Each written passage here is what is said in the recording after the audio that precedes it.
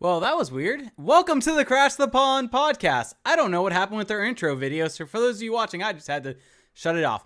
But welcome. It is a Monday night, November 28th, and Felix is not here.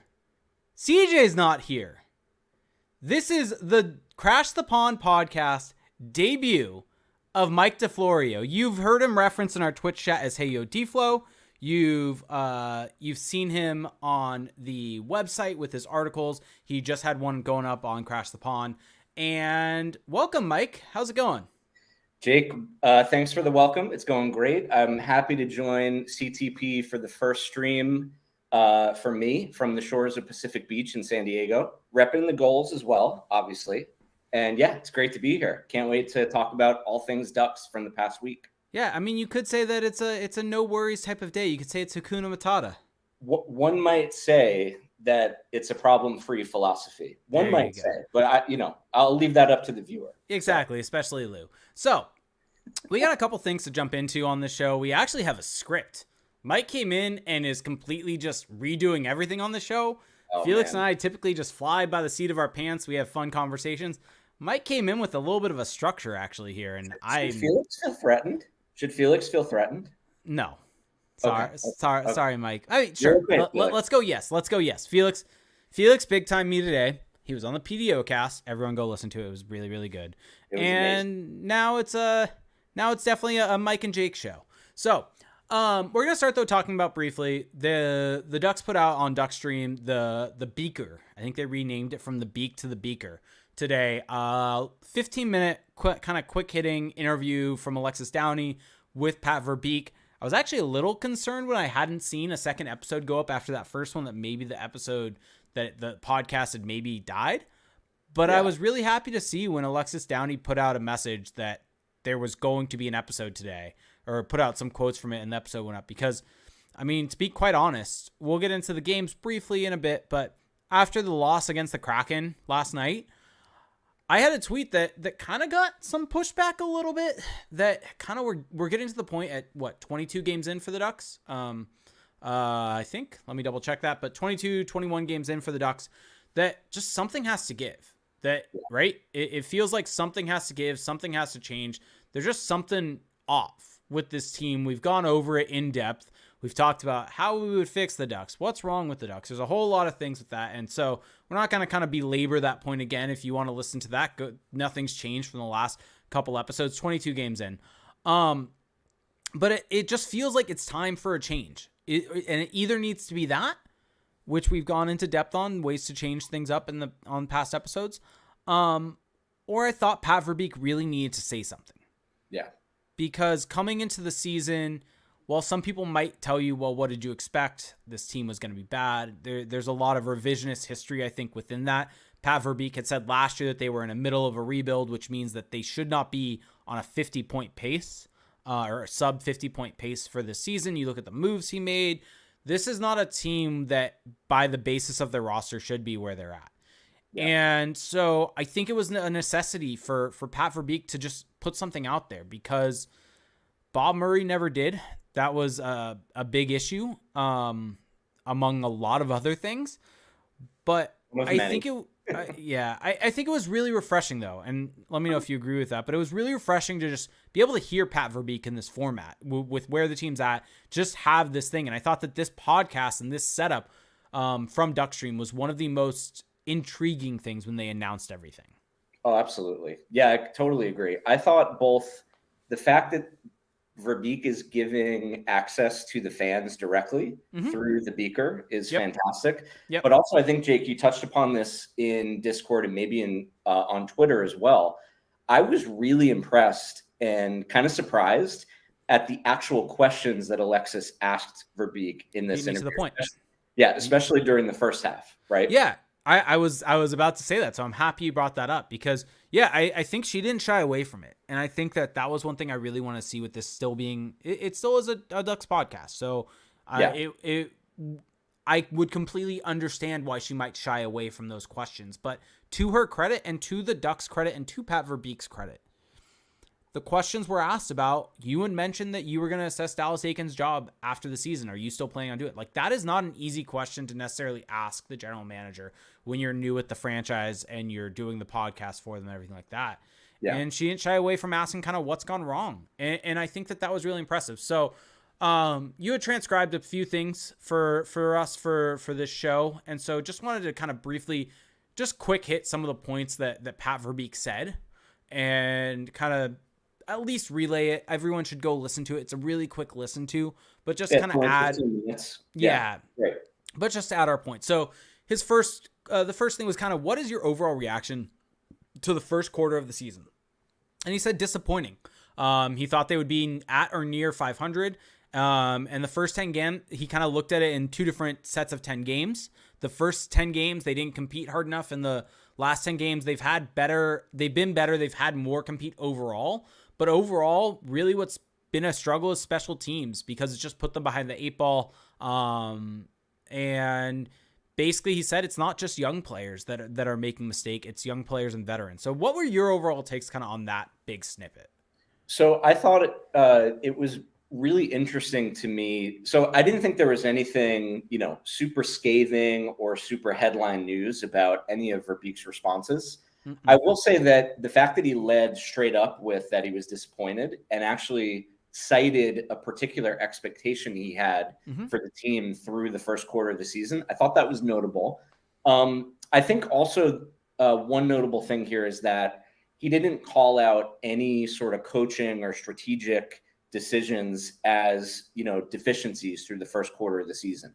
And that was sort of echoed, I think, in the following questions that Alexis, or the following question that she asked about the coaching staff. But he didn't get specific in that criticism, but he did kind of lead right off with saying he's disappointed. And I don't know what you think, Jake, but to me, that is some further evidence that Verbeek was not looking at this season from the beginning as a tank. Yeah, he was not looking. Yeah.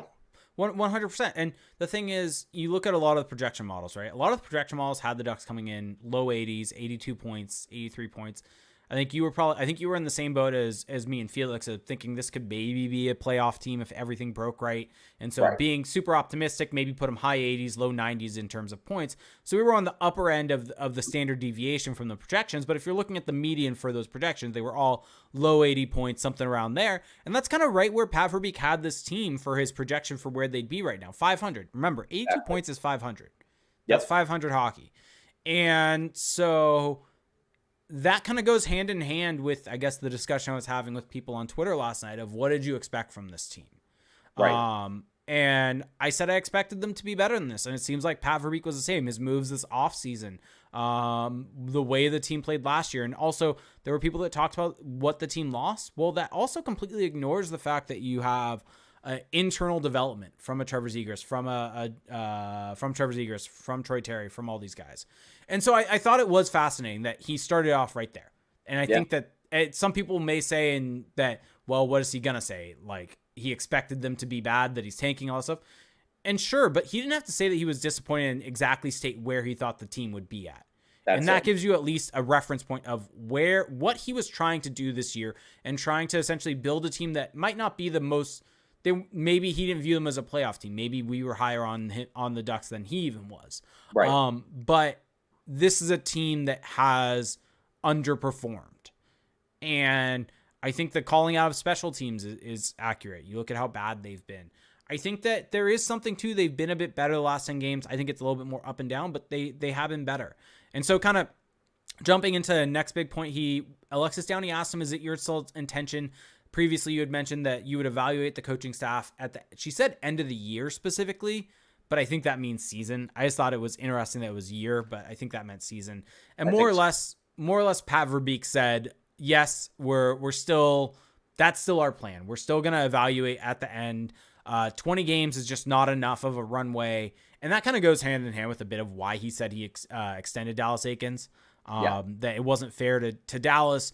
And he kind of gave an anecdote in this interview, more or less saying that it sometimes in the AHL, because remember he was an AHL GM for the Red Wings, it can take until January for guys to be able to get their feet underneath them. Yeah. And so I think he wants to see until then. I don't think in my opinion, though, that this fully ruled out that Dallas Eakins is safe. So that was going to be my question for you, Jake. How much to what extent do you believe, and you can assign a range of outcomes based on how the Ducks play going forward for the remainder of the season. Mm-hmm. But do you believe Pat Verbeek in this case? Do you believe that he's committed to seeing the coaching staff through the entire season in terms of guiding this team? No. Well, kind of. It's a very yes and no. Yes and no. Very, very typical. Because he did say at the very end that he wants to give the coaching staff and players time to figure this out. Mm-hmm.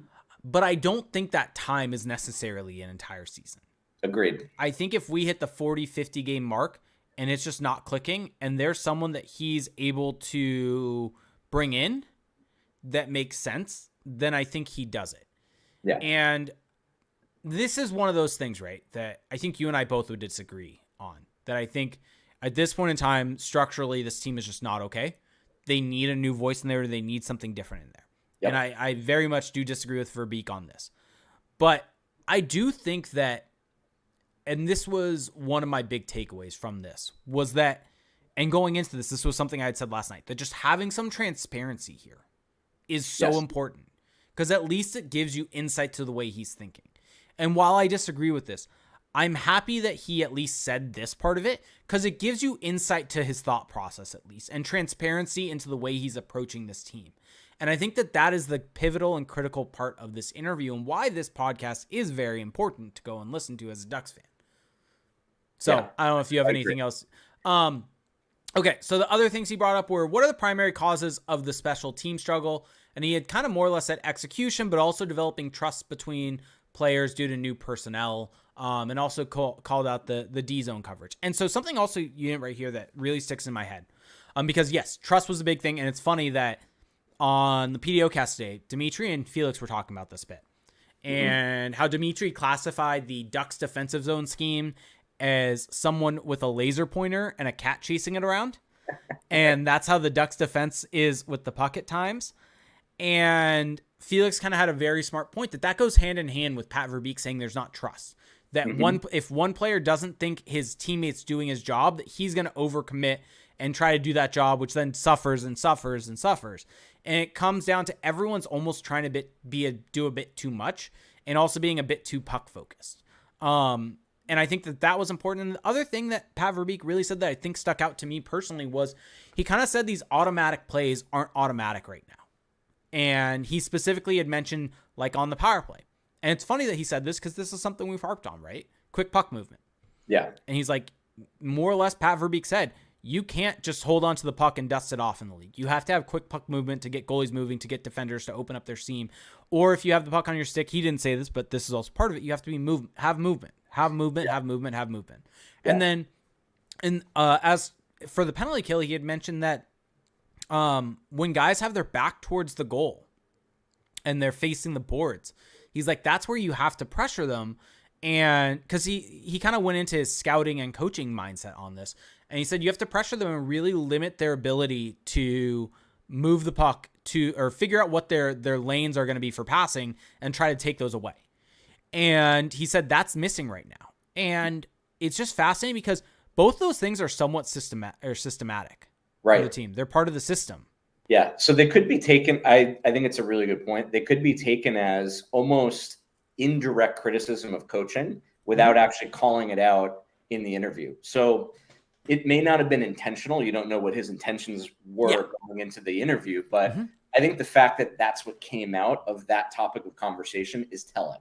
One way or another, Verbeek does see and identify some systematic structure issues in the special teams. And I think in the team as a whole, right? So yeah, I agree. Yep. Okay. And then anything else from that? We're almost at 17 minutes, which is as long as that podcast was. So anything else you want to touch on from the interview? Outside of just telling people to go listen to it? Yeah, no, I think you said it. I mean, Alexis did an amazing job there. And yeah, I think harping on that point that, Verbeek made these proclamations in that interview that, he'll evaluate the coaching staff at the end of the season. But I think if you read a little bit in between the lines and listen to his full responses, I don't think that that's bulletproof. I think it's likely, but if this season continues trending the way that it has, and Verbeek continues to observe some of the issues that he's commenting on in that interview, that's not a guarantee. So we'll have to see how that plays out. I'm going to go ahead and do this, and I hate myself for doing it because Felix is not here. But I'm going to bring up the Montreal Canadiens and what they did last year. And no, but it is a good example, though, right? Where Dom Ducharme was not handling it well for them. He was not doing a good job for them. Yeah. And instead of writing it out and just simply letting that team be bad and get the first overall pick from that perspective, they changed coaches. And while they still lost, there was a much better structure that was in place. And so I think that is something to look at, to maybe take it as a lesson learned from another team. Sure. And also it makes you think about, how does Verbeek view the issues that we're talking about with coaching potentially and the development of the young players? Yep. So does he eventually get to that point where, he was a player, he was on successful teams, and he was on poor ones also. In some of his old interviews, or not old interviews, in interviews that he had when he took the job, or maybe it was over summer, I can't remember. But he talked about on the Devils when he first joined them, and they were bad. Right. So he's had experience in those sort of ramping up of success on teams. And I think he has a feeling, especially coming from the Red Wings, who are, you could argue, exiting their rebuild now a little bit faster than the Ducks. Maybe he kind of knows the ingredients for coaching that could poison the development for young players. And so it bears watching. We have to see how it plays out. But I think we as fans and kind of constructive criticism watchers of the team, we see some of these things with system in the team. And I wouldn't be surprised if Verbeek sees them too and is paying close attention. Yeah, you got to think that he is. If we're able to spot these issues, spot these things pretty easily, then you would expect him to be the same. Right. All right. So we're going to do a very brief recap just of the past week for the Ducks, because we should bring this up. The Ducks got their first regulation win of the season. They did not set the NHL record for the most games without a regulation win. They were what? The record was what? 20? Wasn't the record 20 games? I'm not sure. It sounds right. Yeah. They were approaching it. So they would have been, if they would not have won the Rangers game in regulation, they would have tied the record, I think is the way that it would have worked. So they got their first regulation win against the Rangers. Dalton Keys confirming. Yeah, it was 20. Okay. So let's just briefly talk about this week. This was not a good week for the Ducks, though. Nope. I think even looking at even that Rangers performance, the Rangers game, they were able to have some high quality plays, right? They had Troy Terry doing Troy Terry things. That was the game I think that Dmitry Kulikov had that weird goal that went in. But that was a game that was really built upon the back of a vintage John Gibson performance. Absolutely. And John Gibson turned back the clock and just had an absolutely outstanding game. And that was the primary reason that they won that game. I don't know if you agree or disagree with that at all. No, I completely agree. And one thing that I would point out about this game, which I forget if I mentioned it in Discord or on Twitter or wherever, but if you look at the game flow for the Ducks game against the Rangers, so they were definitely, winning the expected goals for percentage battle, and being competitive in the Corsi for percentage battle for the first two periods. But this was a classic Dallas Eakins game where in the third period, the Ducks completely cratered. Once they got a lead, if you look at the game flow in terms of the shots generated, the chances generated, the Ducks completely collapsed from an on-ice metrics perspective in that third period. Natural Stat Trick has their expected goals for percentage at 9% for the third period. And that's not because their team, there wasn't a roster turnover between the second and third period. That is 100% coaching. So even in this win, which, listen, we all loved it, right? Like, we were celebrating and it felt good as Ducks fans to get that win. And it was at home and it's going into the holiday weekend. It was great, but there's still, it was a feel good moment. It was one where you and I can look at the fact that this was not a good performance. They've had some good performances that they should have had some regulation wins in by. Like the fact that they didn't have a regulation win by game 20 was a bit of a variance situation, right? Sure. And so this was maybe a little bit of a course correction on some things. But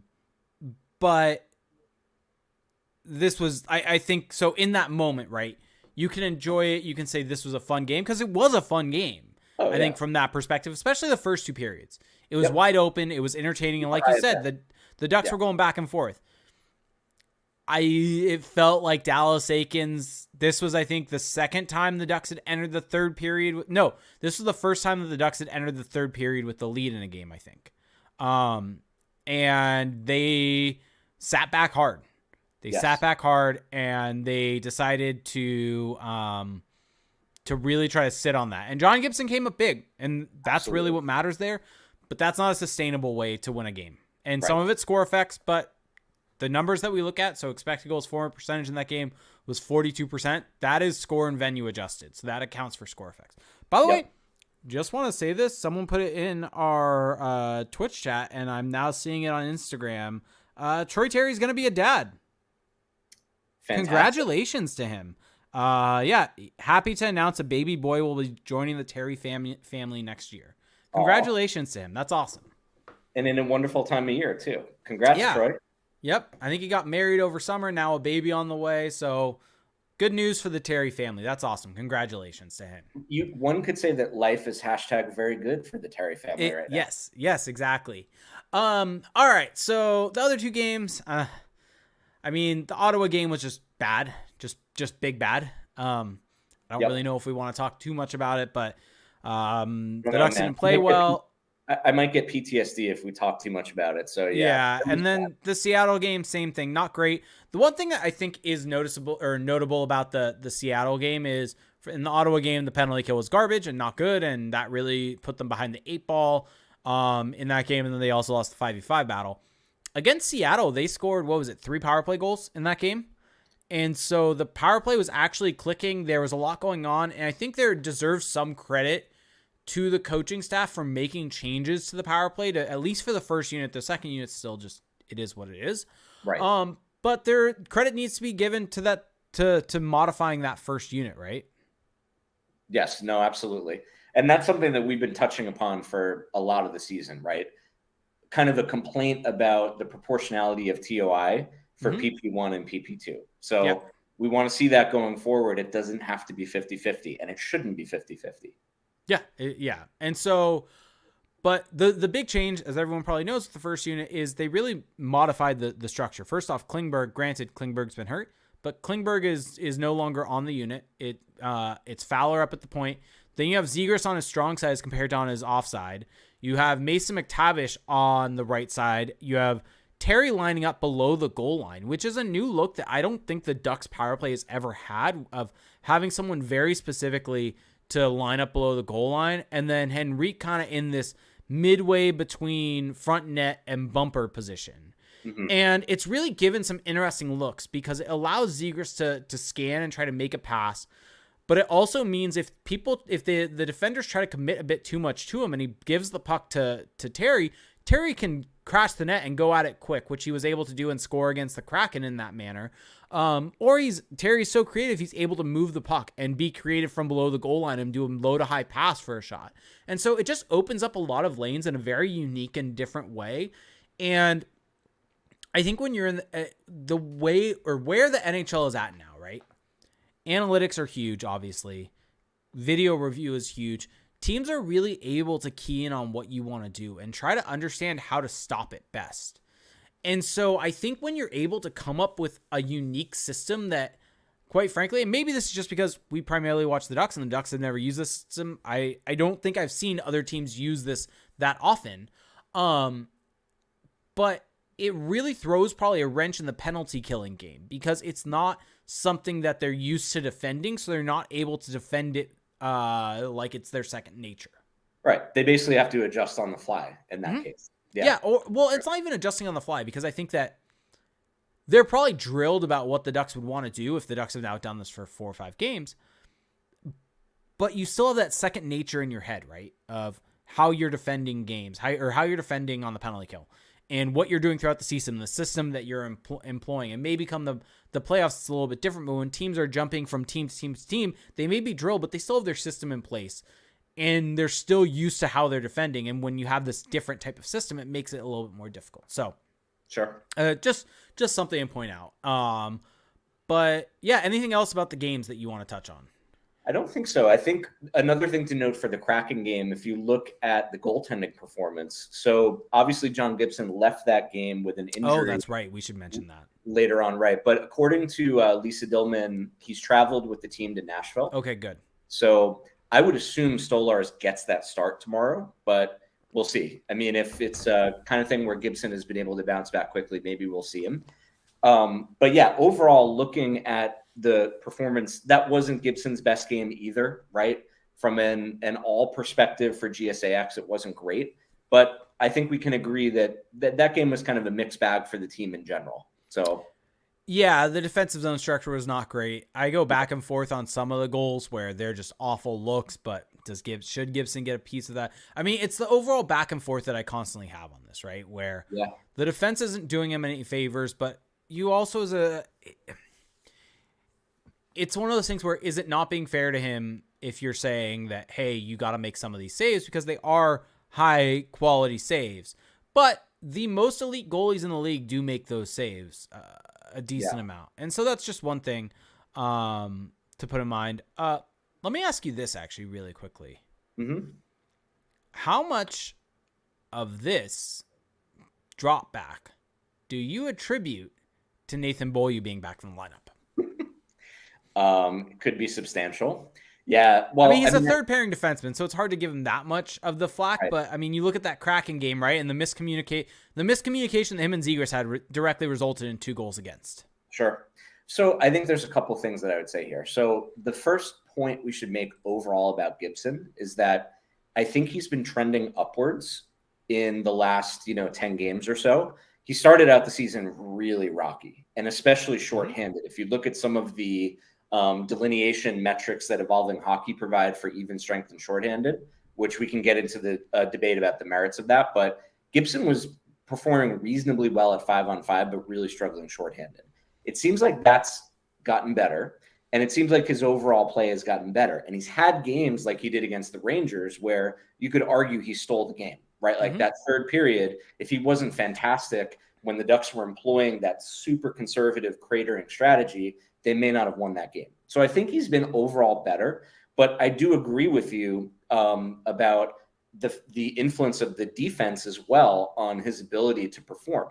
And it kind of gets to this larger point that it's hard to decouple all of these things when they're happening at the same time on ice, right? We look at these metrics for GSAX for goalies or on ice metrics for defensemen, but they're not completely independent from each other. So Gibson's performance could absolutely be impacted by coaching decisions like insisting on playing Beaulieu as a third liner.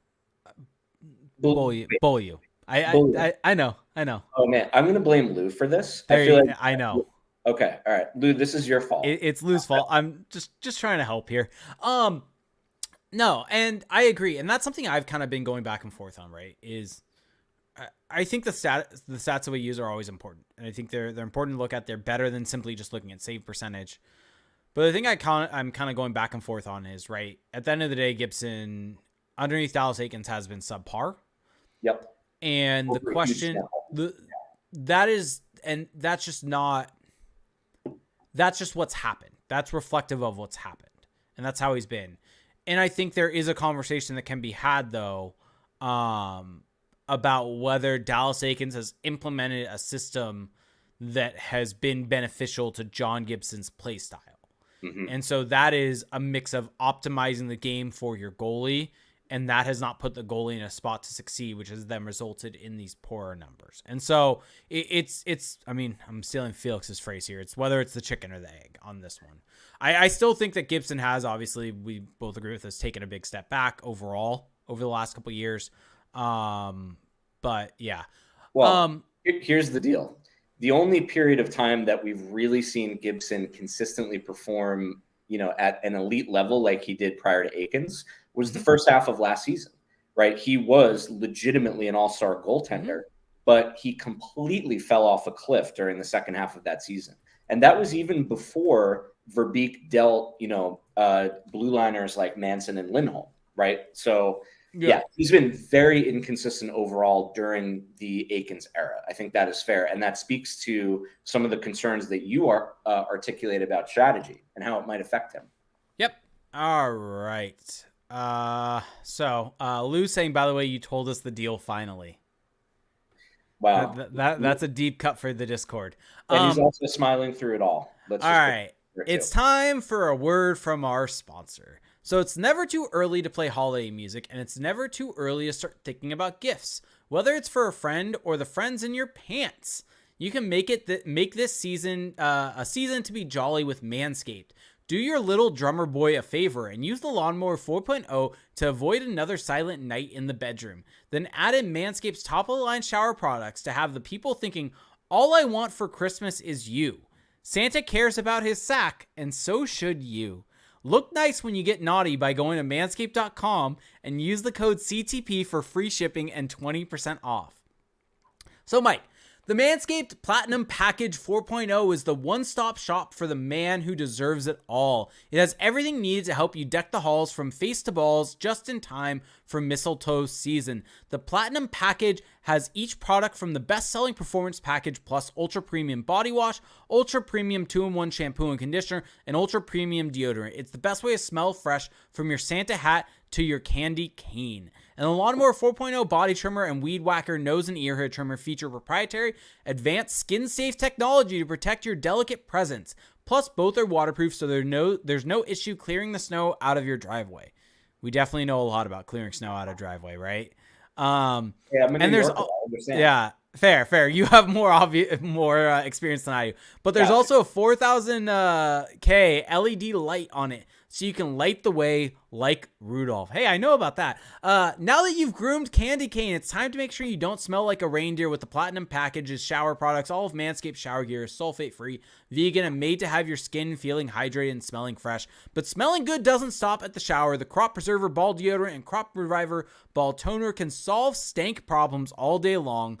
Once they touch your sack, you'll never go back. The Platinum Package 4.0 sitting under the tree is guaranteed to put anyone in the holiday spirit, and for the perfect stocking stuffer, add in the brand new Body Buffer, an incredible body scrubber that makes exfoliating easy and a lot cleaner than the old loofah. So you can get 20% off and free shipping with the code CTP at manscaped.com. That's 20% off with free shipping at manscaped.com and use code CTP. Manscaped. Get your jingle balls ready for the holidays. Wow. I can say is thank you, Manscaped. Here's to Manscaped. Thank you. Wow. To and Manscaped. An incredible job by Jake in reading the ad. Amazing. Yep. All right. Now let's get into one of the big topics here. You are going to guide me. You are taking over hosting duties so that I don't have to do this anymore, thankfully. There's a reason why Felix typically drives conversation and hosts. It's that I like more just talking about stuff than having to drive the conversation. I like to derail things. Hey, as compared to keep them on the rails. You're going to be the batter, and I'm going to be the person putting the ball on the tee. There we go. We're switching roles here. You've done an admirable job thus far. But yeah, we thought it would be really fun, kind of in the spirit of the Eric Stevens article that came out earlier today on The Athletic, which everybody should check out, but also just the fact that we're at approximately the quarter way point in the season. We thought it'd be cool to go through a little bit of the structure of the quarter season review article that was posted on crashthepond.com on Friday. So check that out if you have not read it yet. But just let's give Jake an opportunity here to give his overall thoughts on the different aspects of this Ducks team through the first 20 games. And we'll kind of go in order of the topics that were brought up in the article. And yeah, this will be a chance for us to generate some discussion around the different aspects of the team so far. We know it's been a tough start to the season. We know that the results have not been good. I think if you've been a part of our Discord, which we'll mention a little bit more about later, there's been some constant themes that have come up. So I think this will be a chance to go a little bit more in depth on that. So Jake, I will start here in looking at the team on ice performance that we've observed through the first 20 games. So here's a question for you. We mentioned the Verbeek interview earlier today that Alexis led on the Beeker. Mm-hmm. So in that interview, he mentioned kind of a delineation between the first 10 games and the second 10 game set that the Ducks have played so far this season, and mentioning, improvement in the last 10 games, different attributes of the team that he felt had taken a step forward. If we look at the game by game, on ice metrics that we cited in our review article, and just from your perspective watching the team, do you agree with that assessment that the Ducks are on somewhat of an upward trend from an on ice perspective in the last 10 games? Ooh, that is a good question. So I'm just right now just trying to get some data very quickly and take a look. Yeah, I'll mention as we pull stuff up, Jake, that we still through 20 games, and now we've added a couple more since the article was posted, but there were still only 2 games that the Ducks had at 5-on-5 where they were above 50% expected goals for percentage. And that was against the Red Wings and the Blackhawks. Yeah. So one of the things I'm kind of looking at right now, one of the I've really liked Micah's model. That's something I've really kind of dove into a lot. HockeyViz, go check it out, hockeyviz.com. And so right now I'm kind of looking, I'm looking at his smooth 5v5 XG chart, and it has both against and for. And so I think that they've improved a bit here. I think one of the big issues for this team, right, and that's something you can also look if you go at Evolving Hockey, is defensively they were a mess. And I think that, it's not maybe the last 10 games, but I think maybe since the Minnesota game, they've really kind of been able to slow things down defensively. And if you look at their 5v5 expected goals against, they did not allow over 3. By the way, shout out, we just had someone chime in from Argentina, Juan Pablo Tube. Sorry if I pronounced that wrong. So shout out to him on YouTube. So sorry, actually the game against the Rangers, they did allow 3.45, but it feels like things have settled down a bit more lately from a defensive perspective. I think offensively, they're still in the same rut though of, it's basically the Zegras, Terry, Henrique line, or it's nothing. Although, to their credit, they have found something by finally putting Mason McTavish at center. So maybe they can eventually get a secondary scoreline if they put people around Mason McTavish that aren't named Max Jones or Brett Leason. Right. And that's not necessarily a knock on them. Max Jones had a really good game, I think, against the Kraken, where he was able to get in and draw penalties and things like that. But and that line, Jake, has been effective from an expected goals for percentage perspective, but very low event. So that's not really where you want to see McTavish deployed. And I think the other issue with that line, right, is even if they're driving play the other way, and that's definitely something that's beneficial to this team long term. But it's just a thought process, right? Of sure, you want your lines to all be driving play towards the other team's net, but it's surrounding your top end players with other high end talent that can finish the puck. Exactly. Because there is something to having finishing talent along with play drivers. And I'm sorry, but Max Jones and Brett Leason aren't that. And so it's a bit of a waste of Mason McTavish by not having him with other high end players that can take advantage. And so, sure, in the short term, it's fine. I'd rather see that get switched up, though. Even if it's keeping Jones and McTavish together, but putting, I don't know, Frank Vetrano on the other wing, something like that. Yeah. Like, this is just me spitballing right now of just what you could do. Max Comtois, when he's healthy, put Max Comtois there. Just, even if you're dead set on keeping Leason and McTavish or Jones and McTavish together, that's one way. But Jake, I thought Max Comtois was in the doghouse. He shouldn't be, but yeah, we're in agreement on that. So okay, so so to get back to your question about the 10 game stretch, I get what he's saying. I don't necessarily see it as the 2 10 game stretches, because I actually think the first 10 games of the season, I think after that Boston game, they actually started playing well, and they were just up against high quality opponents. Right. And so I kind of actually disagree there. I do think things have settled down a bit lately from an expected goals against perspective, though. And so that can be seen in the HockeyViz data that I'm kind of looking at right now.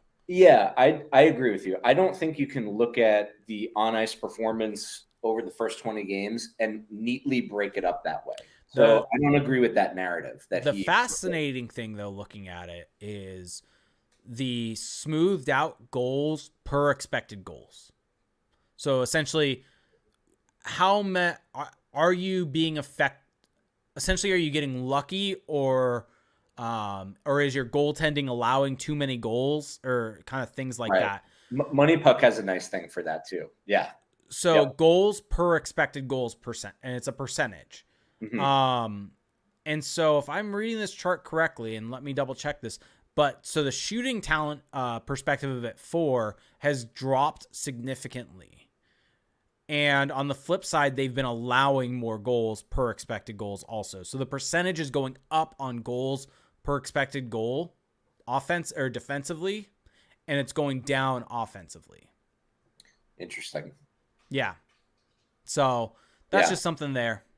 But yeah, so I think they've been, I think, by, if you want to talk about Verbeek saying the compete level's been better, which is what B-Dolls is saying, I think I could maybe get behind that because defensively they've been a bit better here. So Yeah. sure.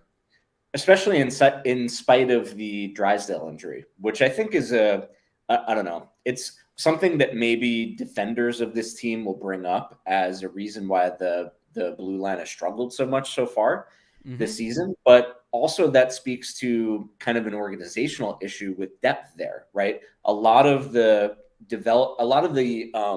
depth in the blue line is developing right now. So we're relying on people like Shattenkirk, like Beaulieu. Is that correct? Bowl you. Beaulieu, damn. Okay, Like eventually I'll get bowl you. Like you're Beaulieu. Okay, bowling and then it's you. Bowl okay. you. So That's probably Beaulieu, still wrong, but that's closer at least. it's closer. We'll have to check with the Ducks broadcast to get it perfect. Or But just check with Felix. Felix speaks French. there you go. But I think it speaks a little bit to roster construction and also like the pipeline of development within the organization where an injury to Jamie Drysdale, who was playing better and clearly taking some steps forward, that is kind of really significant in terms of the top 6 that they can deploy at a night-to-night basis. That didn't help, right? So worth mentioning, I think, too. Yep. All right. What next? So let's dive in. I think we hit on some of these the other portions of this article through that conversation, but here's how I would pose the next question. So part of the evaluation that we did for the quarter season review was breaking forwards and defensemen into 2 groups. So I guess my question for you, Jake, is how do you see the team struggles in the first 20 games through the lens of forward play and also defensive play? I think there's obviously a large scale perception that on the back end it's been really bad and that's been driving this. But I think there's maybe some more subtlety there about how the lines have been constructed from a forwards perspective and maybe some other elements that you could hit on. And so this is something kind of Felix and I have talked about a bunch, right? Where I think the easy thing when you look at expected goals being poor against, the easy thing is to key in on the defense. And well, sure.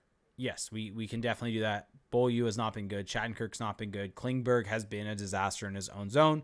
That is kind of, just to be clear, what we expected from John Klingberg. Exactly. But I think it's a mix because it's a 5-man unit that has to work together. If your blue liners are being able to break out the puck or get it to a forward and the forward's just chopping it up the boards to give it away and it just allows the other team to come back, that's not doing your defense any favors, and they're just being caught continually defending. So I think that there's certainly blame to be had on the defense, but I think that there's also defensively blame to be shared with the forward group. And I think we look at a lot of the forward lines, and I mean, case in point is Strome and Vetrano together. They just have not clicked with whoever you've wanted to put as the third person on that line, whether it's Pavel Regenda. I mean, last night, I guess you can maybe say it worked with Derek Grant being back, and to Derek Grant's credit, as much as myself and a lot of Ducks fans kind of have him a bit maligned because of his on-ice play and everything that we know about him as a player, he played well against the Kraken, and that line did a lot better. And that maybe if that's the secret sauce and he can solve the issue with Vetrano and Strome and they can help resolve the Derek Grant issue, sure, like, great. I hope it works. I said that in the preseason also about Grant with Jones and Regenda. I hope it works. I hope he's able to provide value for this team. We will eat crow accordingly if that happens. Well, it's just it's one of those things of just utilizing all the priors to give an informed decision. But the big issue is just outside of the Henrique, Zegras, Terry line, there's no line that has really been able to generate offense for and limit. I guess the Lundestrom, Silverberg, Colmtoil line did a decent job of limiting chances against, but that line wasn't used that much, to be honest. So we still don't really know.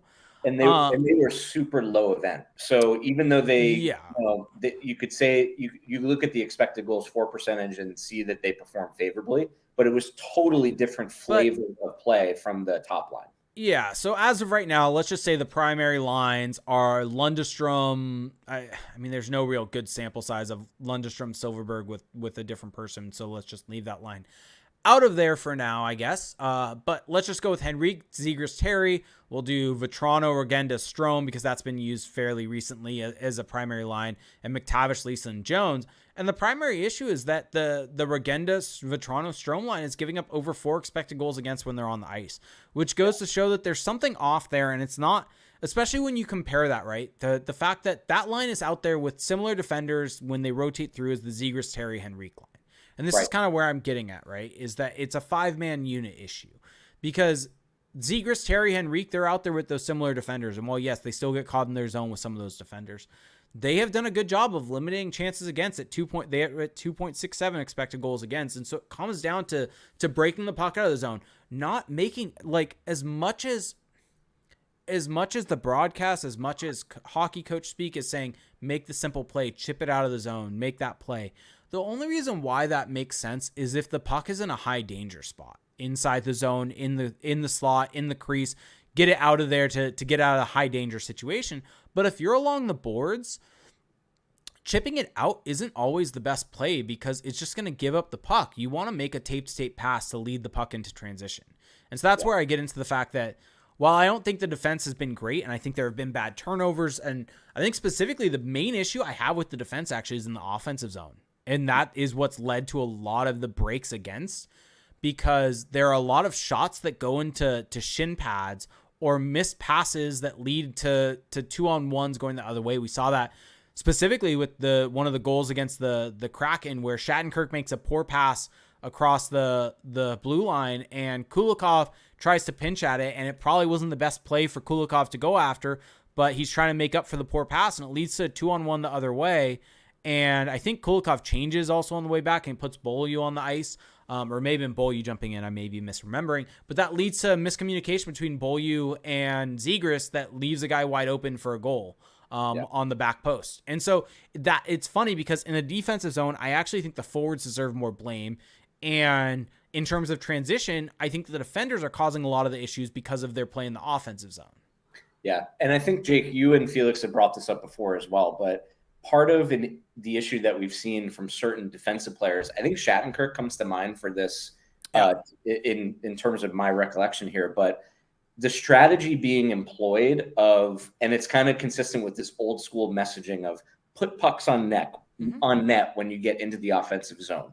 Mm-hmm. And that's not always the best strategy in terms of generating quality chances if a defenseman is doing that, right? Like, just taking a point shot and putting the puck on net can lead to these transition opportunities for the opposition that you were alluding to. I'd be interested to look more into, like, if there are analytics to support that, but that's something we've definitely seen, at least in small samples, with this defensive corp this year. So, yeah, and I need to find this. It's something I think I heard on a podcast once, and I need to really do a dive into.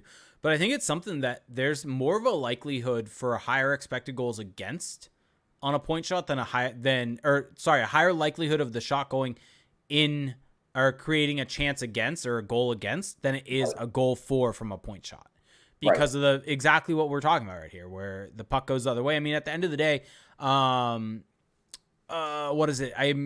It's Kevin Woodley on the PDO cast has brought up. He'll sit next to the Washington Capitals goalie coach. when the Washington Capitals. Kevin Woodley's goalie expert, goalie guru, the goalie guild, really smart dude, worth checking out, worth listening to if you're a goalie geek, or just want to learn more about the position because he goes in depth about everything with it. But he brings up the fact that, sure, a point shot, if you're able to get it through with traffic, that can be effective, right? And it takes someone who's able to get those shots through. It can be effective. He's kind of more coming at it from that perspective than necessarily the perspective that we kind of come from with it, where kind of the probability of things. Yep. But he brought up that kind of an unscreened point shot, which we see so many times from this Ducks team, right? An unscreened just kind of shot from the point thrown on net. The Washington Capitals goalie coach will just say that's a turnover. Yeah. Like anytime that the Capitals would do that, he would be like, he would tell Kevin Woodley, that's a turnover. That's like, and just it's that thought process, right? Where we get into this mentality. I think in some ways it's happened because of analytics. And so this is, I think, a fascinating conversation. Like I said, I'm happy you're hosting because I'm able to rail shit now and take things off the rails into different spots. No, this is perfect because this gets into some of the specifics of the defensive play. Like, continue. With kind of the onslaught of analytics and the onslaught and Corsi coming on, some people thought, well, teams might start to try to game Corsi, right? And things like that. And well, yes, that does happen. Certain teams just throw pucks on net from everywhere, and that leads to that. I think at times that is a very smart point from the Capitals coach, though, where it's a turnover. Because the reason why Corsi is effective to look at, and I'll get into a sec about expected goals, but the reason why it's effective to look at is it shows you when a team is consistently applying pressure. And if you're taking that shot, you're not going to be able to consistently apply that pressure. So even though it is gaming Corsi in a way, right, of you're throwing a puck on net, it's a non-dangerous shot, you're doing it to improve your analytics. But it's not, because it's just going to create a face-off and potentially cause a turnover. Yeah. And more realistically, what you want is shots that are going to be able to create more shots and continue the pressure. And actually, getting back to the Pat Verbeek conversation, he mentions this a lot about pressure. Mm-hmm. And that's something that you hear a lot of smart people that I listen to talk about. And I think Jack Hahn's a huge one, about constantly applying offensive pressure, constantly applying pressure. And that's a way that you can create offense for yourself. But now turning that into the expected goals conversation, you can't game expected goals. And that's why I think it's such a valuable tool, because sure, you can have that conversation about Corsi, but that's the purpose of expected goals, is to provide context for every shot by adding a quality definer. It's not a 0 or 1 of whether it's a shot attempt for or not a shot attempt for. It is a shot attempt for with this from this location. And so and I think that this is an important point to make, because there's been a lot of conversation, I think specifically with John Gibson and things like that, about the deficiencies in expected goal models. I think there are deficiencies and things that can be added to them. And I think it's an important thing to always be pushing forward and always be thinking about the next thing. Yeah. But it is still a better evaluator of play than simply just looking at goals. Right. And it's better, in my opinion, than also just simply looking at Corsi 4. Yeah. And sure, maybe guys could say scoring chances. That's better. And I know some people believe that, and just doing a 0 or 1 on whether it came in a scoring chance or not, because of various different things. But me personally, I think expected goals is the best we have. And sure, it can get better, but it's providing added context and giving you more information. I think the difficult thing, right, is parsing through what model you kind of think is the best. And I think that's maybe the only hard part with it, because you find different models will have a little bit different results that can impact things. So, Sorry, that was a complete tangent sidetrack, but I thought it was an interesting thing to bring up. That was really awesome. I would say one last thing before we move to the last part of the review article, and then maybe we get to some questions. I think the epitome of that first part of the conversation you just instigated there about kind of shots on goal versus quality chances, an epitome for that on this Ducks team is Kevin Shattenkirk. If you look historically at his metrics and compare his offensive quality chance generation through expected goals versus his shot generation through Corsi, his Corsi is almost always higher. And I think it gets to this concept of putting shots on net from the point, which Shattenkirk does all the time. It doesn't always result in the generation of quality chances for the team. So I think it's something, I think Cam Schrawn said this, and I can't remember off the top of my head, but I think point shots have like a 1% chance of going in. Right. And so you look and, or no, this is what it was. It was 1% of all shots from defensemen went in the net. Okay. Including other shots. So the point shots would be even less than that. Yeah. And so that's like, and so that just goes to show that like sometimes like having that point shot is not really like, it can work from time to time, right? But it's relying upon puck luck. Yep. It's relying upon bounces going your way. And instead of creating a controlled environment where you're creating the chance, you're relying upon chaos that is uncontrollable. Mm-hmm. And while sure, maybe that works. Maybe that's something that you want to do at the end of the game when it's a 6-on-5 and there's just absolutely no space. So you're trying to just get some controlled chaos to see what happens. But as something you're working for, that's not necessarily going to work. For sure. So, agreed. Yep. So let's, this is really cool insight. Let's wrap up the quarter season review conversation with two topics. I think the first one we got into a lot, so maybe we can be shorter on this, but goaltending. What's been your overall impression of John Gibson? We talked a little bit about, possibly him trending upward recently and some of the struggles that he's had with respect to the defense playing in front of him. And then also Anthony Stolarz, who really hasn't played a huge sample of games. But what's been your impression of goaltending so far with respect to the Ducks' terrible start? I think it's been a little bit disappointing from both aspects of it. I mean, yeah, I'm looking at HockeyViz right now, and John Gibson is a -4 from a GSAX perspective, giving up 64 goals, expected goals of 60.1 against. Anthony Stolarz, on the other hand, 23.5 expected goals against, 22 goals against, so only slightly above expected. Right. I think the main issue is, and it's interesting because they provide heat maps, and so I think Gibson's kind of makes sense to me because. Are you able to pull that up, Jake, or is it show it on the screen? Let me see if I can. If not, it's all good, but could be cool to see that if it's possible. Let's try this. Because I think this gives some context to the actual numbers that we see. Actually seeing that distribution. It doesn't work very well because I don't have it set up for this. Okay. But sure, you can kind of see.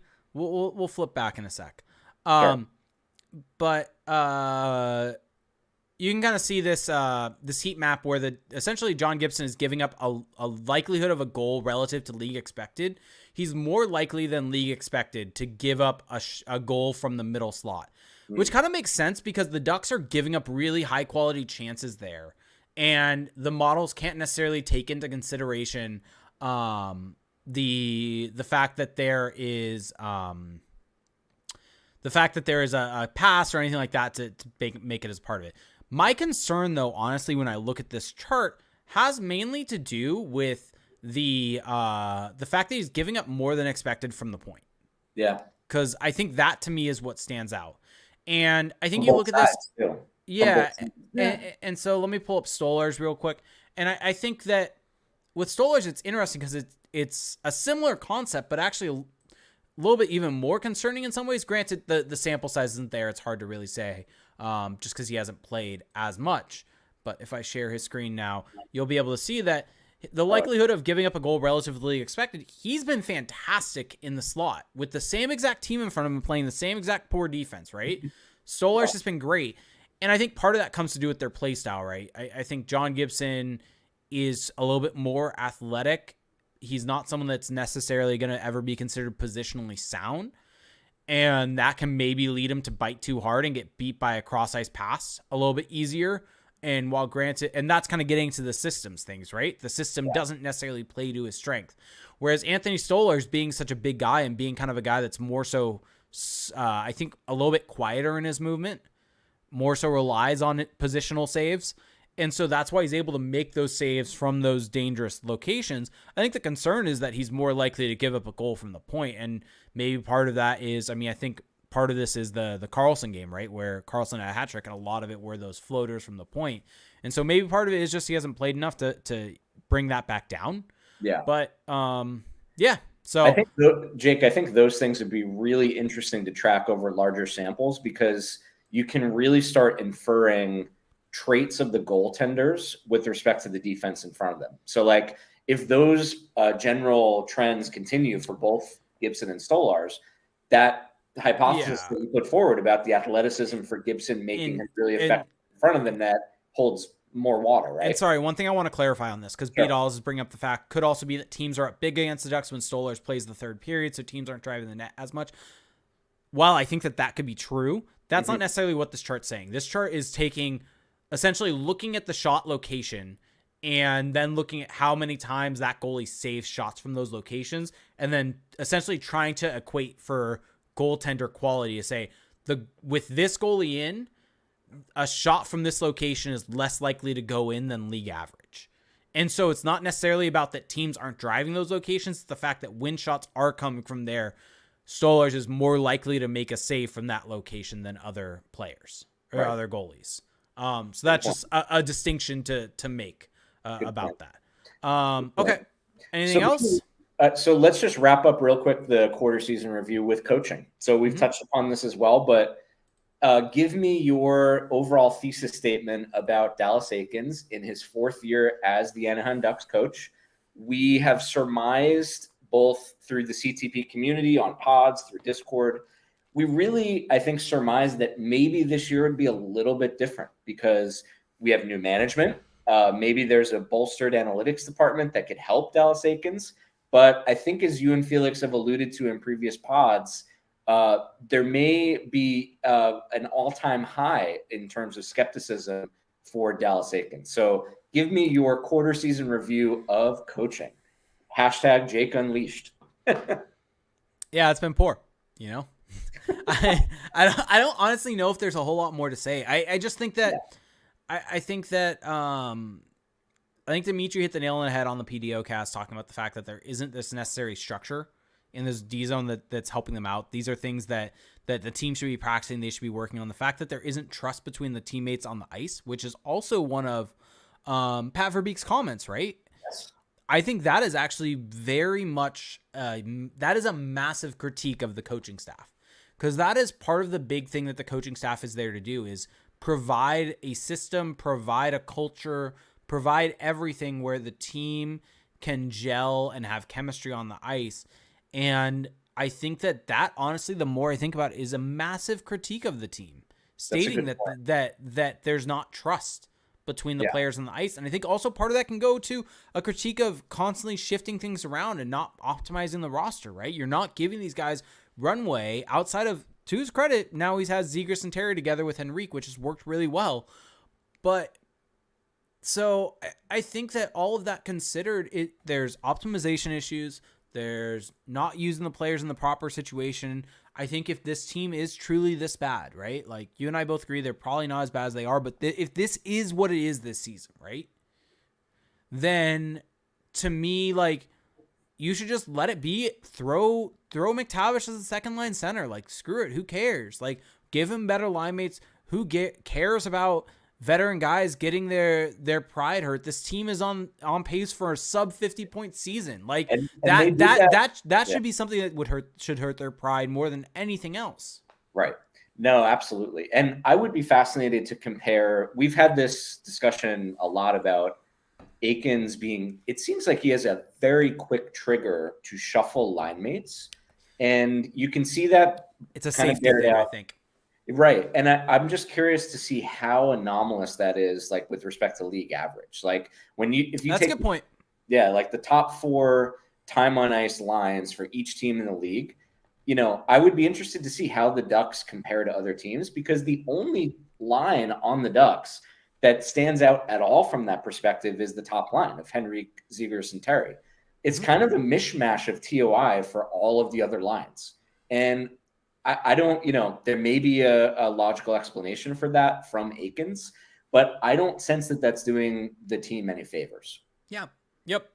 So, all right. Well, I think we've gone through all of those topics for the quarter season review. Check out the article again on our website if you haven't looked at it. And Jake, I will pass the baton to you if we want to get to questions. Yes. So we'll start with Discord. Then we will get to Twitch and YouTube. So we'll start with our Discord. So those that don't know, go to patreon.com/crashspawn. You can join our Discord by subscribing at the $1 tier. Honestly, best place to talk hockey. That is where Mike and I met, was in there. And so this podcast, this friendship, this everything comes from that Discord. So there's a lot of awesome people in there that have helped create that. So shout out to Discord. You're all amazing. Yes. So let's just start with this. The Puff had this last week, but I don't think we got to. I think it came in after we were done recording. So what is the market for John Gibson and John Klingberg? That's really interesting. Shit, we may have gotten to this one. Whatever. Oh, did you guys ask that already? Yeah, okay. But let's get your take real quick. Well, okay, so here is an issue that I would bring up here. So I heard this, I think it was on Twitter earlier today. Somebody in a reply to recent Ducks postings from somebody, I don't remember who it was, but there was this narrative being pushed that Klingberg's trade value is actually lower now, a quarter way into the season, than it was before. And I wonder, Jake, what you think of that narrative. I'm not convinced that that's necessarily the case. Like, if you look at the analytics, he has struggled. His point production has taken a crater with this team. But do teams around the league still have that perception of him where, well, they understand he's on a team that's not doing very well, so we still think that we would give up a decent amount of assets to get him for a cup run? It's possible. Like, it's possible that his stock has crashed, right? Like, it's possible that's the case. I don't necessarily believe it, but yeah, I agree. The key thing here, though, is even if it has dropped, this is still fine for the Ducks. Take whatever you can get. Like, this was a deal that you signed with the distinct reality of just trading him at the deadline and getting assets back. They essentially paid $7 million. They paid $7 million for what could be a first or second round pick. That's essentially the way to look at this. And they had to spend that money anyways. Yeah. So I think I totally agree. I think for Ducks fans, you should look at it as, okay, if he continues to play this poorly, well, let's be frank, that's how he's played so far. Okay, maybe you fetch a second rounder instead of a first rounder. That's still a massive win for the team, right? All they had to do was pay him the salary for that 1 year or part of a year, and they're still getting an asset back. So it would still be good asset management from Verbeek, even if the return's a little lower. And GMs love points. And correct. Yeah. So, and even if he doesn't have it this year, he has the track record. All right. D Frenzy said, whether it's coaching, defense, or goaltending, is this the worst team in Ducks history? They're on pace points-wise, I think. I would defer to you on this, Jake, because you are more of the historian of the Ducks. No, so. I mean, I didn't watch I have memories of the late 90 teams. Right. And that type of stuff. But no, this team is not the worst team in Ducks history. You look back at some of those teams and how devoid of talent they were, especially even the inaugural team. This is not the worst team in Ducks history. So that brings up an interesting point, though, because you're looking at it from a team construction perspective. But from a points and results perspective, they may be on pace to be that. So it kind of brings up that conversation of, well, even if that ends up being the case over the season, maybe they will be one of the worst teams in franchise history.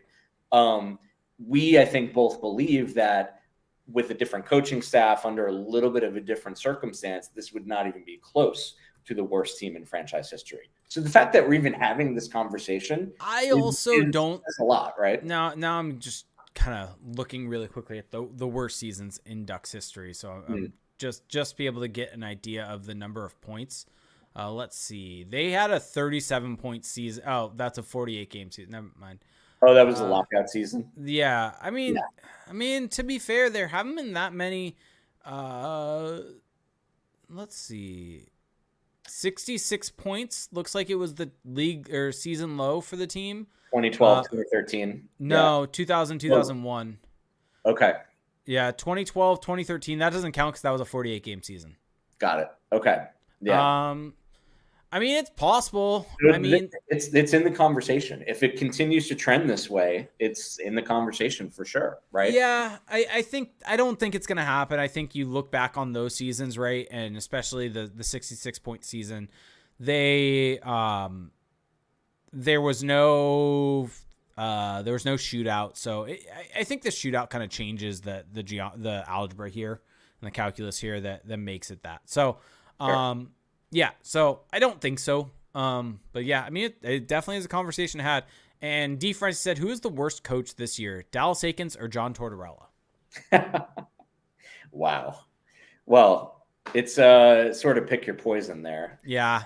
I don't know. I feel like they're both probably cut from the same ilk in terms of the way that they view player attributes. I'm gonna go Torts. I'm gonna go Torts just because of the just the everything about Torts. Yep, I was just gonna say the same thing. If I was forced to choose, I'd say Torts. But then again, like Torts had some like put together a team with a decent structure, but the Flyers are garbage. Them losing 10 straight is hilarious. Yeah, I don't know. It's just yeah, Tortorella is not good. He lost me with this team in the training camp videos that the Flyers posted that like before the season started. Mm-hmm. And Torts has just been effusive in his praise of Delorier. And I think after sitting through 3 or 4, like however long that stretch was when he was on the Ducks, it's just like, oh man, it's the perfect. And I fully admit there's built-in bias in that opinion. So take that for what it is. The Puff said, if we do end up with the first overall and get Connor Bedard, what's the likelihood we can hold on to Terry Zegras, McTavish, Drysdale, Zellweger, Mintyukov, or are we losing one in the next 2 to 3 years? Interesting. So I think a big linchpin for that question is Terry. So he's maybe the one person in that group that doesn't fit from an age perspective. He's older, right? Mm-hmm. So Jake, what do you think of that? I mean, this gets to, I think, an overall point of will Verbeek choose to give Terry a long-term contract, knowing that at least Zegras and Drysdale are probably going to get something extensive, although the injury to Drysdale maybe complicates that a bit. But they're not gonna lose one in the next 2 to 3 years. The key thing to understand, right, is that sure they're gonna have to pay Terry Zegras and Drysdale, but McTavish still has 2 more years on his ELC after this one. Zellweger's gonna have 3 years on his ELC. Mintyukov is probably not gonna be in the NHL for 2 years, so he has 4 years until he's an RFA. So there's a lot of time still. And same thing with Bedard. Bedard's going to have 3 years on his ELC. So maybe 4 or 5 years down the line, like when the Ducks, after they've potentially already won a cup, hopefully, then maybe they're in a cap situation. But sure, that is something that happens in those situations. And if they end up being able to win, then that is all gravy and you figure it out from there. So I think they'll easily be able to hold on to all those guys, at least for the foreseeable future. Agreed. Yeah. After that, who knows? Let's see. D. Frenzy said, will Eakins cost McTavish the Calder like he did with Trevor Zegras? Wow. That's a somewhat controversial take as it is, if you know my opinion on this issue. But one could say that Eakins buoyed Zegras towards almost winning the Calder. But I do see the other side of the argument where his, babysitting of Zegras held him back from a points perspective. He also didn't play him with Terry last year. Exactly. So I would say if I had to choose, I would say yes. But McTavish is still going to be in the conversation no matter what. I mean, even from a points perspective. Yeah, I think that if he keeps playing with Jones and Leeson, it's going to be hard. I think the power play is going to help him, but I mean, you look at the guy that they played on Sunday. You look at Matty Beniers, the situations he's being put in, the line mates that he's getting. If Mason McTavish is with Leeson and Jones for the rest of the year, it's going to make it hard for him to win. All right, Plant Rich asks, since Drysdale went down, how bad do you think losing him has hurt the Ducks? What part of his game do you think they missed the most? I would say that it's been a pretty substantial loss, especially like we mentioned earlier in the pod, the NHL level lack of depth on the blue line, right? Like organizationally, they have a lot of depth now, especially with this last draft in the pipe. But Drysdale's been steadily improving. I mean, he was god awful the first season during the COVID shortened season when he debuted. He improved last season and he was improving this season. So I think it's been substantial. It doesn't explain away all of their issues on the blue line. But what's your perspective, Jake? That's kind of my take on that. Yeah, I think losing him has hurt the Ducks. I don't know how much though. It's really tough to say. He was starting to play better in his own zone, but still wasn't fantastic. I I think what's hurting them a bit more is their usage of certain players. So I think having Drysdale certainly would help, but I don't know if it's this like linchpin for the team. Yep. And him being in the lineup would not be a silver bullet for the defensive court. So there's issues that run deeper. Yep. So, all right. Plant Ranch said, who's one name you've heard the Ducks trading that you think the Ducks shouldn't trade? Anyone? Interesting. So is this kind of a projection for the trade deadline, I guess, that we're looking at here? Yeah. Well, I think we can agree that if the season continues on the trajectory that it's going, Klingberg's gone, right? And that he probably should be dealt for whatever assets they can get back. Well, I guess one common name that comes up in this context is Gibson. And we've had this conversation in the offseason. I don't know if we want to rehash that now, but has his value changed at all through the first part of the season compared to the offseason? Probably not that much. Seems like the league-wide perception would probably be the same. So I can't think of anyone that's on the table for potentially trading that I would philosophically say they should not trade. Like, unless it's a young, an asset that's in their kind of developmental window, then I would say no. If they can deal. Yeah, I don't think there's really been a name that's been thrown around that they should be trading that they shouldn't. I just don't see any of that. So, I mean, maybe Adam Henrique if his name's been thrown around. But even then, like, if someone's willing to trade an asset for Henrique, like, it's not this be-all, end-all that he stays on the Ducks, but that might be the closest person that I would maybe keep on this team from a quote-unquote leadership perspective. Sure. But even then, like, anyone in that range, if they get a good offer on them, I would be open to kind of listening on it and seeing what they could get. If there's a name that hasn't been out there that I think the Ducks should look at what value they have, that name would probably be Isaac Lindstrom for me. No, I genuinely think like Isaac Lindstrom probably has a decent amount of trade value because I think teams like what he does, and I think you and I are both on board that I think he is overvalued by a lot of people. Right. And I also wonder in that context because he signed a $3.6 million 2-year extension or new contract in arbitration this offseason. I wonder if that would affect his value a bit, that extra year and him being a little bit pricey for what you're getting.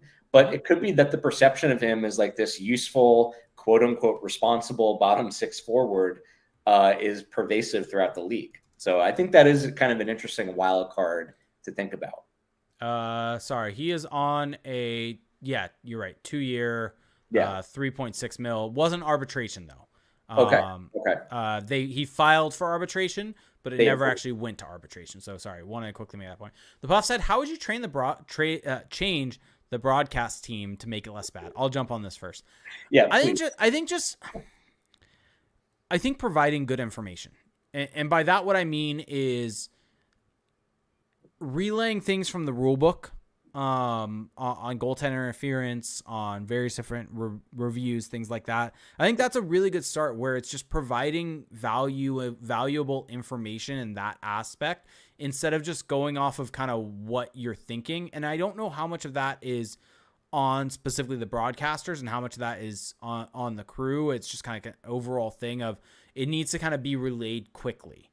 And I think that's an overall flaw with the broadcast at times is that information's not relayed quick enough to provide value. And I think another thing is providing system breakdowns at intermissions. And I know people aren't going to like to hear this, but it's one thing that the Kings broadcast does really well.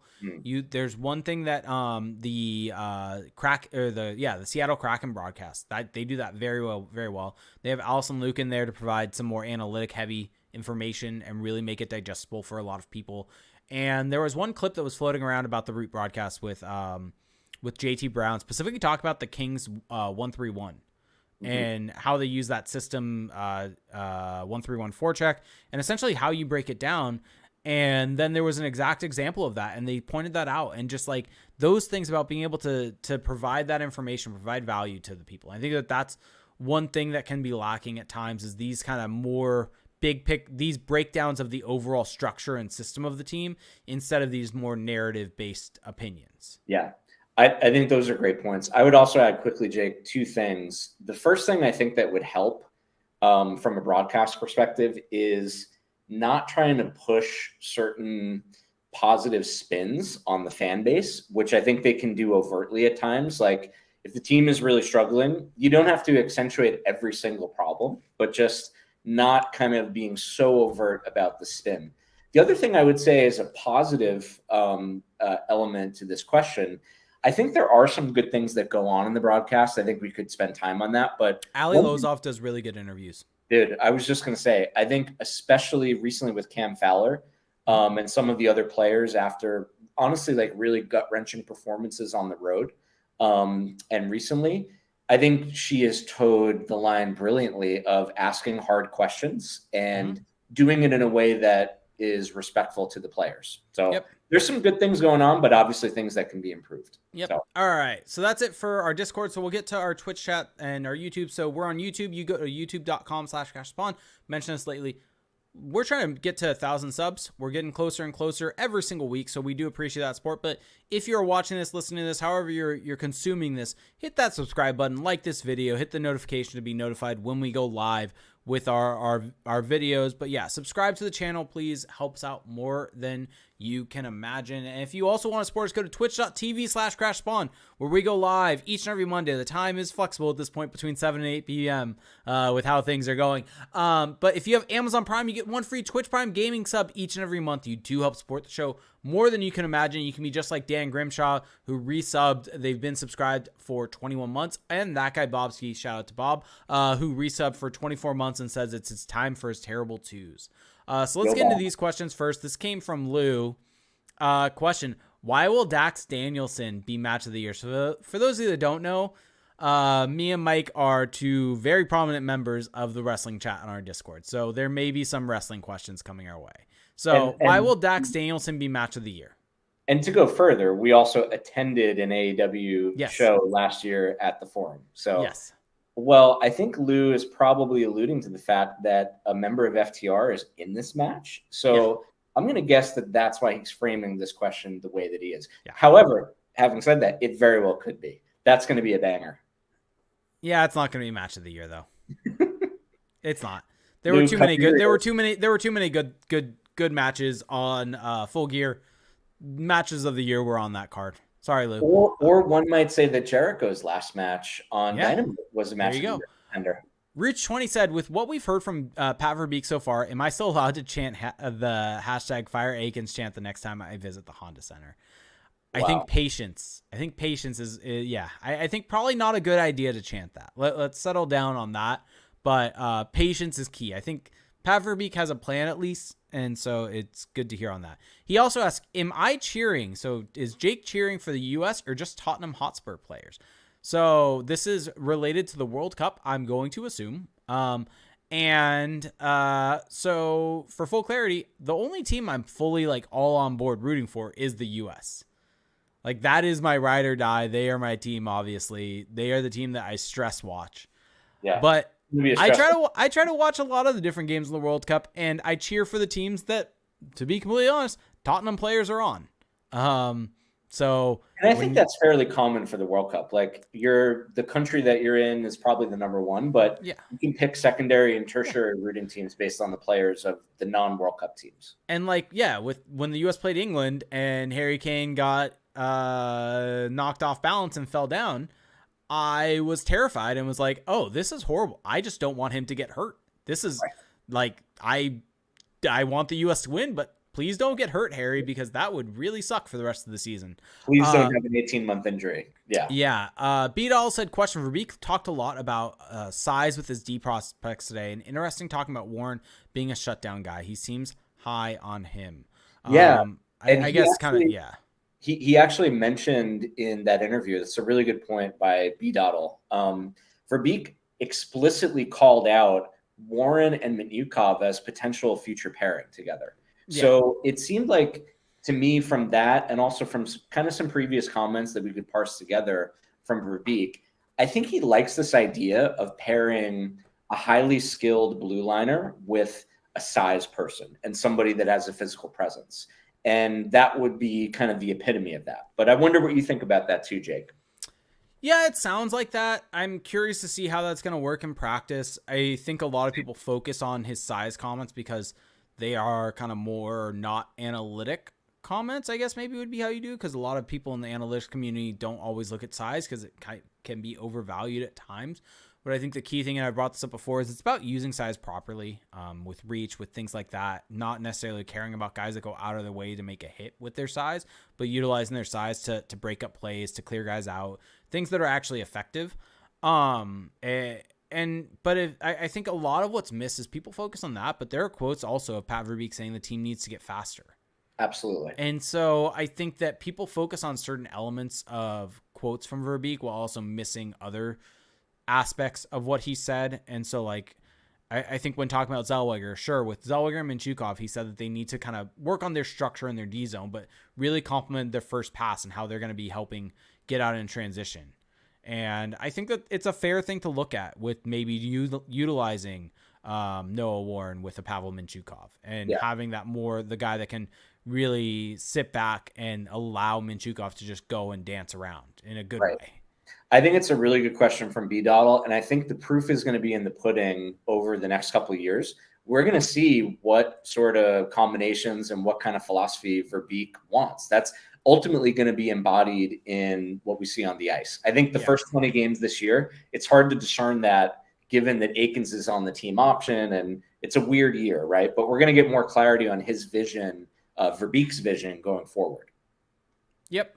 Let's see. Sean Fight asked us, and we got one. We'll do two quick questions, actually. Sorry, YouTube. I know I just said any questions, but we'll do quick ones. Did you watch any of Survivor Series War Games? I didn't watch any of it, but he asked War Games. He said he liked it, but preferred the top being on top of the cage. But Sami Zayn is super over. Sorry, actually, we'll get one more in. There's a good one, actually, that just came in, so we'll add that. So yeah, Sami Zayn is super over. I prefer War Games, I think, to Blood and Guts, actually, because I think not having the top on is kind of a better look, and that's coming from a complete AEW mark. But I think the changes that they made to War Games to not have a top on the cage actually are beneficial. Sure, it eliminates people being up there, but yeah. So War Games in general is just a blast. Whether it's WCW, whether it's WWE, GCW, it's awesome. Yep. So trying not to get too wrestling in depth here with nerd talk, because usually I have Felix shutting me down. And as I catch myself like going in depth, I'm like, wow, this is wrestling nerd talk, and no one probably wants to hear this outside of you and me. But Defend the Nest said, why have the Ducks long-term conditioning loans only lasted one game, i.e. Carrick and now Vakanainen? I mean, I don't really have a good answer outside of the fact of maybe it was just a single game that was bad, or a single game that's all they really needed, and then they were good to go.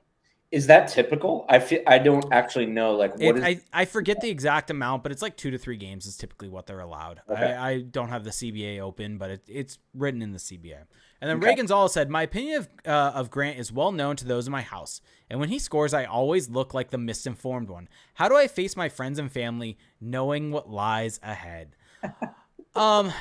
Yeah, this is a tough one, right? Because I think that this is an interesting question, and this is why I wanted to get to this one when I saw it pop in. Because obviously over the years, I've been someone that's spoken out about Derek Grant, his 5-on-5 play, things like that, as has Felix. And there were years where he scored a bunch of goals, and it even happened last year when he was on Zegras and Terry's wing and was able to score. I think the way to put it is that there is something with shooting variance, right? And so that's one thing that can come into play, and sure, there are going to be games where he plays better. But if you look at the overall play when he's on the ice, the Ducks are getting outshot and outchanced almost every single time he's on the ice over the last however many years. And even from a pure goals perspective, right? If they're more so people that care about goals, they don't really like analytics, all that stuff. Just a goals for percentage, which is essentially plus minus, but eliminating the bad parts of plus minus. It's just looking at 5v5. It's not looking at the randomness that happens with the other parts of plus minus. And Derek Grant is typically below 50% the last couple of years in 5-on-5 on ice goals for percentage. And so this is a player that has been not good. Like I'm currently just going to look up his on ice metrics really quickly just so I can kind of relay them to you. And hopefully this helps, you in those conversations with people that are more so kind of trying to make the point that he's actually been better. But yeah, looking at this, so let's see. This season so far, 29% goals for percentage, 30% expected goals for percentage. So it's about right in line. So basically when Derek Grant's on the ice, only 30% of the goals that happen are for. 70% of the goals between the two teams go in the Ducks net when he's on the ice. Yep. Last season, 40%. Season before that, 45%. Season before that in Anaheim, 40%. So even though, sure, maybe he's scoring the goal here and there, when he's on the ice, the Ducks are getting outchanced, and as a result of getting outchanced, they're getting outscored. So This is someone where, sure, maybe he's getting you a goal here and there, but he is not, because for whatever reason, he's able to find himself in good chances for good looks every once in a while, but it doesn't happen enough where he's able to continually get offense for the team. And instead he's continually left defending and continually getting scored against. Yeah.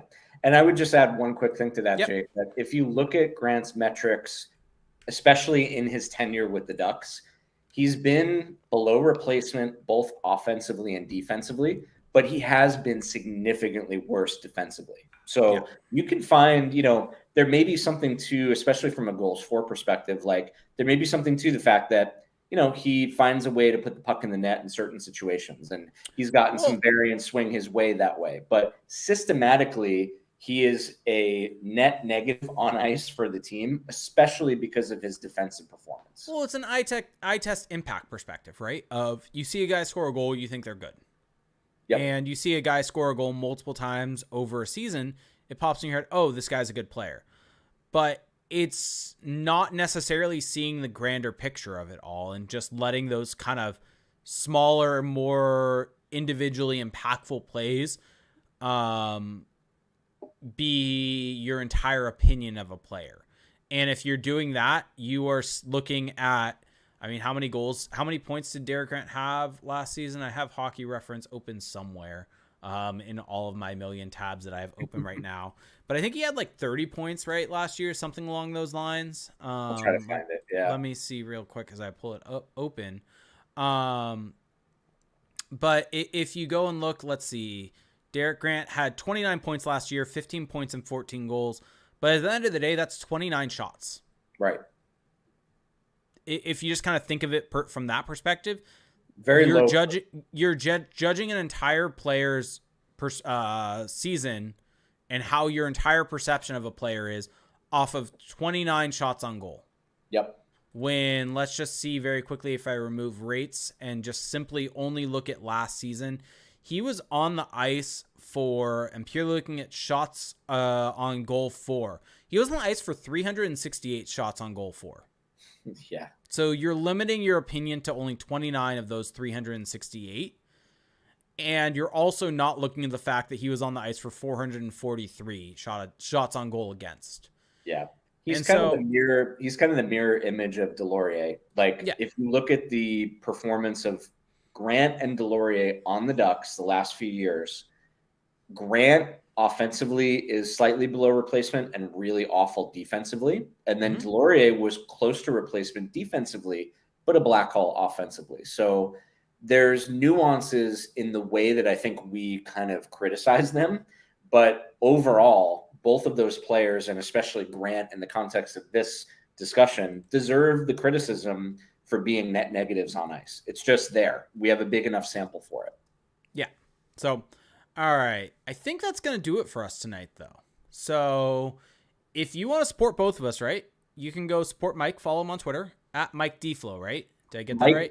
Mike _Deflow. And also you can support Felix at Felix_Spark. Yeah, he's been Ghost Felix. That's how it's shown on the screen. I did not have time to necessarily change that and do all that work for it. Having a 4-month-old is really takes up time. So you can go find Mike there. You can find me on Twitter at ReindeerGames91. If you want to support our show, go to patreon.com/crashthepond, where you can support us. If you want to support us at the dollar tier, you get access to our Patreon exclusive Discord. It's a great time, great place to talk hockey. Something that I think everyone who's a Ducks fan should go into. Who knows what Twitter is going to eventually become. And so it's a great place to connect with Ducks fans. We had a couple people actually in the Discord this week, I think, say that, I think with Thanksgiving being around and everything like that, saying that kind of they were more so on Reddit in the past, and it was more so just kind of like posting, and there were other people posting, and that they were just really thankful for the Discord because it feels like kind of a community and creating friendships and things like that. And so I'm really thankful for that place and really thankful for everything that. But if you want to support us also at the $5 tier, you get 2 bonus episodes a month where you get me and Felix kind of more shooting the shit, going off the cuff, a lot of things like that. And then at the $15 tier, you can do that if you just really want to support us and help us out. Other ways you can support us, if you want to leave us a review or rating on Apple Podcasts or Spotify. Helps more than you can imagine, puts us up the charts, really helps us out. So if you have not done that, please go do that for us. Obviously, go check out our YouTube. Find me at Twitter, Reindeer Games 91. Go check out the site, Crash the Pond. Mike is one of the main people that's going to be writing there, so please go support his work. He's doing a great job at the website. Go check out the Sporting Tribune, where you can find me and Felix writing about the Ducks over there. And there's going to be more coming from there. Keep an eye out there. Oh yeah, go check out Felix on the PDO cast. I'm just throwing out a bunch of stuff here. Anything that you think I forgot? No, I think I'm glad you included the Felix interview on PDOcast. That was awesome and just came out today. So check that out. Yep. All right. Have a good one all. Bye. Peace.